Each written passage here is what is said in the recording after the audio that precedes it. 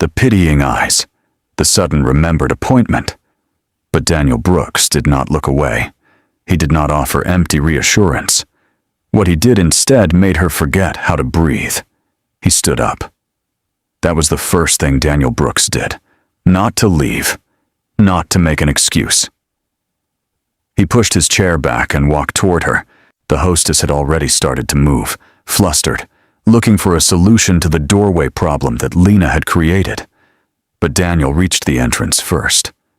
"May I?" he asked. His voice was low. "Steady." He gestured toward the table behind him, where a high-backed chair sat at an awkward angle. Lena nodded because she did not trust her voice. She had expected pity. She had expected discomfort. She had not expected this. Daniel lifted the chair, as if it weighed nothing, and set it against the far wall. Then he pulled his own chair to the side, creating a clear path from the door to the table. The other diners had already returned to their meals, the brief disruption forgotten. But Lena could still feel the heat in her cheeks. She could still hear the scrape of metal on wood echoing in her skull. She rolled forward. The path was wide enough now. Easy. She positioned herself at the table and locked her wheels. Daniel returned to his seat across from her. He did not smile. He did not offer the kind of bright, forced enthusiasm that usually followed moments like this. He simply sat down and met her eyes. "Traffic?" he asked. Lena blinked. That was all he was going to say. No acknowledgement of the scene, no comment on her apology. Just a normal question, as if she had walked in on two functioning legs instead of rolling in on two wheels that did not care about the city's cracked sidewalks or the buses that never lowered their ramps on time. "Yes," she said. Her voice came out steadier than she expected. "The bus was late. Then the ramp got stuck." Daniel nodded. He picked up the menu. "I hate the buses in this city. I stopped taking them years ago." Lena studied him. She had learned to read people quickly since the accident. She could spot pity in the first 3 seconds. She could identify discomfort in the way someone held their shoulders. She could see the exact moment when a man decided she was too much work. But Daniel's face gave her nothing. He looked at the menu the way a person looks at a menu. His hands were steady. His posture was relaxed. She was 29 years old. She had been in a wheelchair for 11 years. She had been on 17 first dates in the past 2 years, ever since her best friend convinced her to stop hiding. 16 of those dates had ended badly. Some men left before the appetizers arrived. Some stayed, but treated her like a charity case. One had patted her hand and told her she was brave. She had gone home and cried for an hour. This was supposed to be date number 18, another setup, another favor from a well-meaning friend who insisted that Lena just needed to meet the right person. She had agreed because she was tired of saying no. She had agreed because some small, stupid part of her still believed that maybe, possibly, someone could see past the chair. But she had not expected this calm, this absence of reaction. "I work in art therapy," she said. She always led with her job. It was safe. It was normal. It was something she could talk about without mentioning the accident, or the physical therapy, or the years she had spent learning to live in a body that no longer obeyed her. Mostly with kids, sometimes adults. Daniel set down the menu. "That sounds meaningful." "It is." Lena realized she meant it. She loved her work. She loved watching children who could not speak find their voices through color and shape. She loved seeing trauma transform into something visible, something that could be held and examined and eventually released. But she rarely talked about it on dates. Most men did not ask follow-up questions.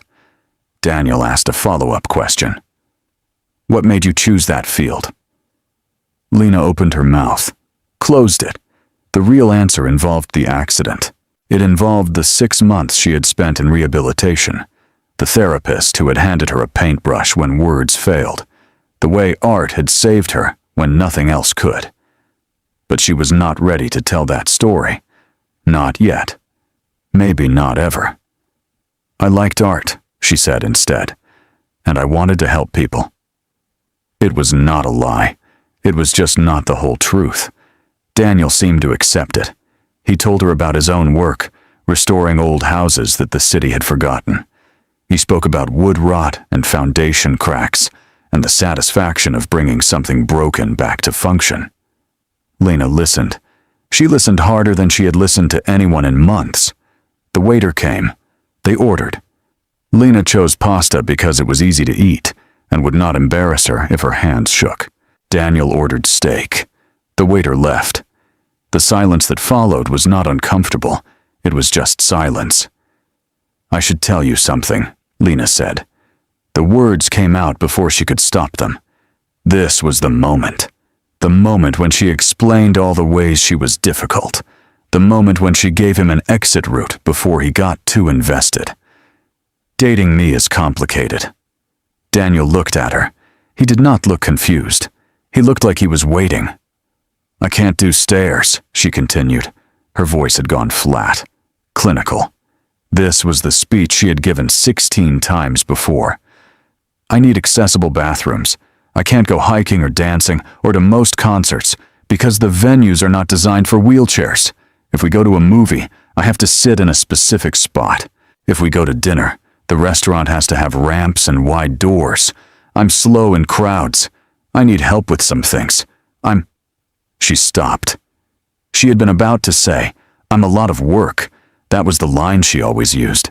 The line that let men off the hook before they had to feel guilty about leaving. You're what? Daniel asked. His tone had not changed. He sounded genuinely curious. I'm in a wheelchair, Lena said. It was the only true thing she could say. Everything else was just noise. Just the defensive walls she had built to protect herself from the moment when someone decided she wasn't worth the effort. Daniel leaned back in his chair. He did not break eye contact. I can see that. Lena felt something crack inside her chest, not in a bad way, in a strange way, in a way that made her want to laugh or cry, or maybe both. She had apologized. She had warned him. She had done everything she was supposed to do to make this easier for him, and his response was 4 words. I can see that. That doesn't bother you? She asked. She hated how small her voice sounded, how desperate. Why would it bother me? Daniel said. He said it like a real question, like he wanted an actual answer. Lena did not have an actual answer. She had reasons. She had a list of reasons that 16 men had given her, in words or in actions. But none of them felt solid enough to say out loud. They all sounded ridiculous when she tried to put them into sentences. The food arrived. Lena picked up her fork. Her hands were steadier now. She took a bite of pasta, and it tasted like pasta. Not like shame. Not like failure. Just like food. I lost someone, Daniel said. He said it quietly, as if he were telling her something secret. 4 years ago. Someone I thought I would marry. Lena set down her fork. She did not know what to say. She had not expected him to share anything personal. Men on first dates usually talked about their jobs, or their hobbies, or their opinions on sports. They didn't talk about loss. I'm sorry, she said. Daniel shook his head. I'm not telling you for sympathy. I'm telling you because it changed how I see people. I used to think relationships were supposed to be easy, effortless, no complications. But that's not real. Real people have complications. They have histories. They have things that make them inconvenient. He looked at her when he said the word inconvenient. Lena felt her breath catch. She had used that word in her head 1,000 times. She had never said it out loud, but somehow he knew. Somehow he had pulled it out of the air between them and named it. I don't want easy, Daniel said.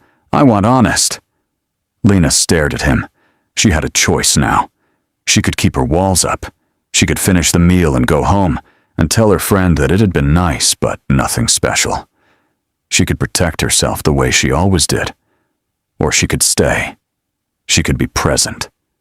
She could let this strange, calm man see her as something other than a problem to be solved. She chose to stay. "The accident happened when I was 18, she said. The words came out before she could think about them, before she could remember all the reasons she never talked about this on first dates. Car crash, drunk driver. I woke up in the hospital and everything below my waist was gone." Daniel did not flinch. He did not look away. He just listened. "I spent a year learning how to live again," Lena continued. "Learning how to dress myself and cook and move through a world that was not built for me. And then I spent another year learning how to let people see me this way. I'm still learning that part." She stopped. She had said more in 2 minutes than she usually said in 2 months. Her heart was racing. Her hands were shaking again. But she did not take it back. She did not apologize. She just sat there and waited. "Thank you," Daniel said. And the strange thing was, he sounded like he meant it. They ordered dessert. Lena had not planned to order dessert. She usually left first dates as quickly as possible before the check arrived, before the man had to decide whether to offer to pay or split the bill or pretend he had somewhere else to be. But the conversation had continued. It had flowed into topics she had not expected. Books they had both read. A documentary about urban design that Daniel had found frustrating because the architects kept ignoring accessibility. The way old buildings held stories in their bones. Lena ordered coffee and tiramisu. Daniel ordered nothing. He said he wanted to watch her enjoy it. The comment would have felt creepy from someone else. From him, it felt honest. The tiramisu arrived. Lena took a bite. It was good. Rich. The kind of dessert that required attention. She set down her fork and realized she had been smiling. Actually smiling. Not the tight, defensive smile she wore like armor. A real one. "Sorry," she said. The words came out automatically. "I'm talking too much." Daniel tilted his head. "Are you?" Lena felt the familiar tightness in her chest. She had done it again. She had relaxed. She had let herself be normal. And now she was backtracking. Now she was making herself smaller. I know this is probably not what you expected. I mean, I'm sure your friend told you about me, about the chair. But I'm sure she didn't mention how much I talk when I'm nervous. Sorry." She was doing it again, apologizing for existing, apologizing for being a person with thoughts and words and feelings. She could hear herself doing it, but she could not seem to stop. "Why are you nervous?" Daniel asked. His tone was neutral, curious. Lena looked at him, really looked at him. He was 34, her friend had said. He owned his own business. He had been single for 4 years. He was tall, broad-shouldered, the kind of man who probably had his pick of women who did not come with instruction manuals and accessibility requirements. And yet he was here. Still here. After an hour and a half of listening to her talk about art therapy and childhood trauma, and the accident that had split her life into before and after. "Because this never goes well," she said. Honesty. He had asked for honesty. "Because I've done this 17 times, and it always ends the same way. Either the guy leaves early, or he stays but treats me like a project, like something broken that needs fixing." Daniel leaned forward. His elbows rested on the table. His hands were folded. He had nice hands, Lena noticed. Calloused. The kind of hands that built things. "Which one am I?" The question caught her off guard. "What?" "Which one am I?" Daniel repeated. He said it calmly, as if he were asking about the weather. "Am I the guy who's going to leave early? Or am I the guy who's going to treat you like a project?" Lena felt her throat tighten. "I don't know yet." "That's fair." Daniel sat back. He looked at her for a long moment. Then he said something that made the floor drop out from under her. "You're apologizing for something you don't need to apologize for." Lena blinked. "What?" "You've apologized several times since we sat down," Daniel said. His voice was gentle but firm. "For being late, for talking, for being in a wheelchair, for being complicated, for existing in a space, and none of those things require an apology." Lena felt heat rise in her face. She wanted to argue. She wanted to explain that she was just being polite, that she was just managing expectations, that she was just trying to make this easier for him. But the words stuck in her throat. "I'm not saying this to make you feel bad," Daniel continued. "I'm saying it because I've spent the last 4 years learning something important. People don't need to be perfect. They just need to stop pretending they're not allowed to take up space."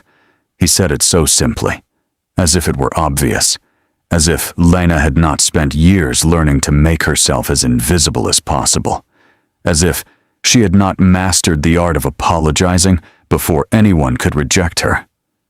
"It's not that simple," she said. Her voice came out sharper than she intended. "I know it's not." Daniel's expression did not change. "But it's true." Lena picked up her coffee.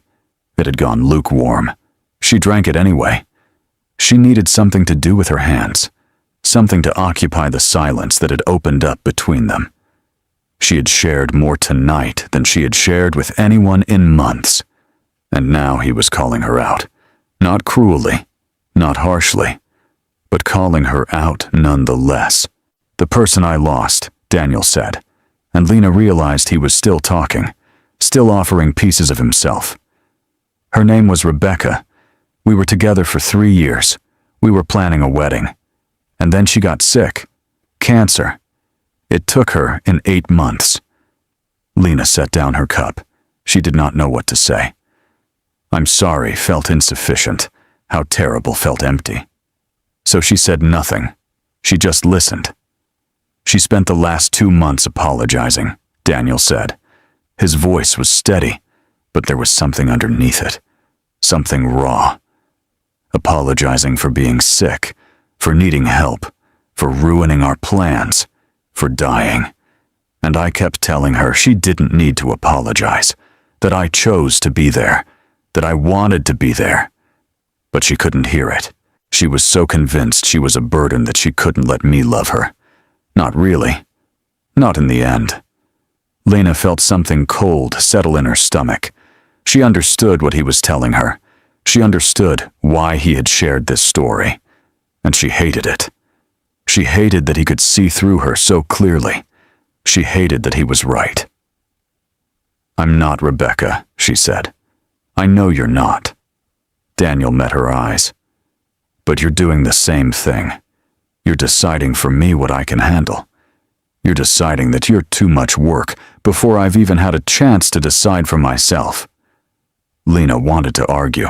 She wanted to tell him that he did not understand, that he had no idea what it was like to live in a world that saw her as an inconvenience, that saw her wheelchair before it saw her face. But she could not find the words, because part of her knew he was right. Part of her had been waiting for him to leave since the moment she rolled through that door. "What if you decide I am too much work?" she asked. The question came out small, vulnerable. She hated how it sounded. "Then I'll tell you," Daniel said, "and you'll move on, and that will be okay. But you have to let me make that choice. You don't get to make it for me." The waiter came to clear their plates. Lena barely noticed. She was too busy trying to keep her breathing steady, trying to process what Daniel had just said, trying to figure out if she believed him. She did not believe him. That was the problem. She wanted to. God, she wanted to. But she had heard too many promises. She had seen too many men walk away. She had learned that the moment things got difficult, people left. And dating her was always difficult. "Okay," she said. She did not mean it. She was just buying time, just trying to find solid ground. Daniel seemed to sense her doubt. He leaned back in his chair and studied her. "You don't believe me." It was not a question. Lena appreciated that. She appreciated that he did not dress it up or soften it. "No," she said. "I don't." "Why not?" Lena laughed. It came out bitter. "Because you're being nice. You're being polite. You're saying the right things, because that's what good people do. But eventually, reality sets in. Eventually, you'll realize that dating me means planning every outing around accessibility. It means dealing with stares and questions and people who think you're my caretaker. It means accepting that some things will always be harder. And when that happens, you'll leave, just like everyone else. She was testing him now, pushing him, trying to see if he would crack, trying to find the limit of his patience, because everyone had a limit. And Lena needed to know where his was before she let herself hope. Daniel did not flinch. He did not get defensive. He just looked at her with those steady, unreadable eyes and said, "You're right." Lena froze. That was not the response she had expected. "Some things will be harder," Daniel continued. "Some things will require planning. But that's true of every relationship. My work is demanding. I spend 60-hour weeks on job sites. I travel for projects. I'm not always easy to be with either. No one is." "It's not the same," Lena said. She could hear the edge in her voice now, the defensiveness.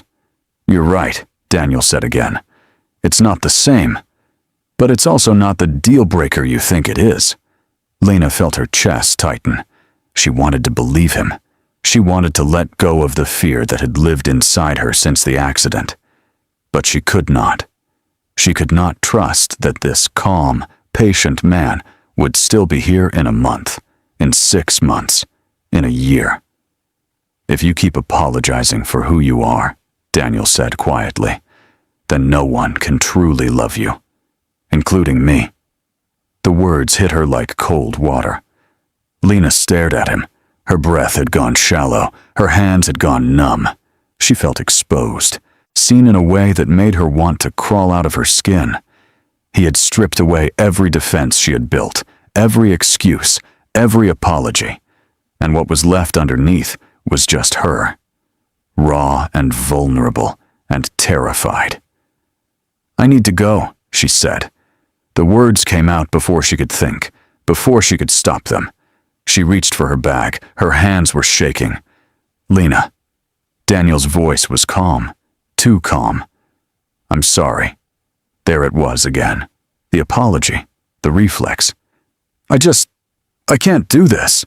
She unlocked her wheels. She turned toward the door. She could feel Daniel watching her. She could feel the other diners pretending not to watch her. She could feel the weight of her own shame pressing down on her shoulders. She had done it again. She had let herself hope, and now she was running, because hope was dangerous. Hope led to disappointment, and Lena could not survive another disappointment. Not tonight.